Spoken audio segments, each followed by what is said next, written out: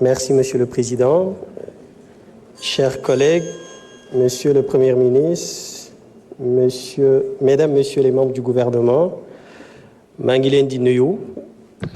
Dama bëggoon juste intervenir ci domaine pêche. Ci bés yi ñu génn, j'étais à la rencontre des pêcheurs de la Petite Côte. Ma waxtaan ak ñoom puisque je suis de la Petite Côte. Ma njort jafe-jafe yi nga xam ne ni ñoom moom la ñuy rencontrer. Je suis allé vers eux pour jéem a xam davantage jafe-jafe yooyu elles étaient liées à quoi. J'ai rencontré le jaraaf Badou Ndoye, plus précisément à Mbour, ak ndey ji réew bi muy Dame Ñing ak yeneen i pêcheurs yoo xam ne nii toog nañu waxtaan.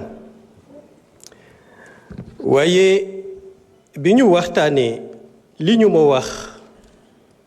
ci jafe-jafe yi ñuy rencontré bokk na ci ma jàpp mu nekk ñaar te jafe-jafe yooyu dafa am des conséquences terribles au sein de la société au niveau de la Petite Côte. bi ci jëkk li ñu ma wax dañu ne wax ma ni ma li nga xam ne ni moo tax seeni jafe-jafe gën a accentué moo nekk bi ci jëkk ce sont les filets les monofilaments mu nekk ay mbaal yoo xam ne nii mbaalu nylon la ñu koy utiliser suñ ko utiliser mbaal bi su desee ci biir géej bi c'est pas biodégradable mën na des ci géej bi pendant des siècles et plus mu des ci géej bi continuer di ramer day jàpp jën bi jën bu mu jàpp jën bi day dee. Donc ça c'est le premier problème. Le deuxième problème moo nekk saleté bi nga xam ne nii mi ngi dugg ci biir géej gi. saleté boobu mën na jóge ci usines yi nga xam ne nii ñoom ñoo nekk ci rivage bi mën na jóge ci les ménages puisque ñu ci bëri dañuy déverser seen ordures yi au bord de la mer donc loolu yëpp dafay duggaat ci géej bi et saleté boobu dafay ñëw bloquer li nga xam ne nii moom la jën yi di dundee parce que ci jën yi benn chaîne alimentaire la saleté bi dafay ñëw bloquer li crustacés yi di dundee crustacés yooyu jën yu ndaw yi moom la ñuy dundee et ce qui fait que crustacés yooyu suñu mënul am lu ñu lekk dañuy wàññeeku suñu wàññeekoo jën yu ndaw yu leen di dundee ñoom it dañuy wàññeeku fatalement jën yu mag yi les prédateurs yuy dundee jën yu ndaw yi ñoom it dootuñu am lu ñu lekk.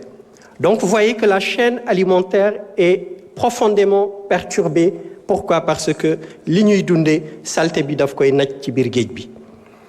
Et beneen conséquence bi nga xam ne nii loolu am na ko mooy l'émigration clandestine.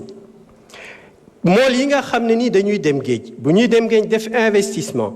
jënd carburant jënd lekk nekk ci géej bi pendant une semaine voire même plus parfois même un mois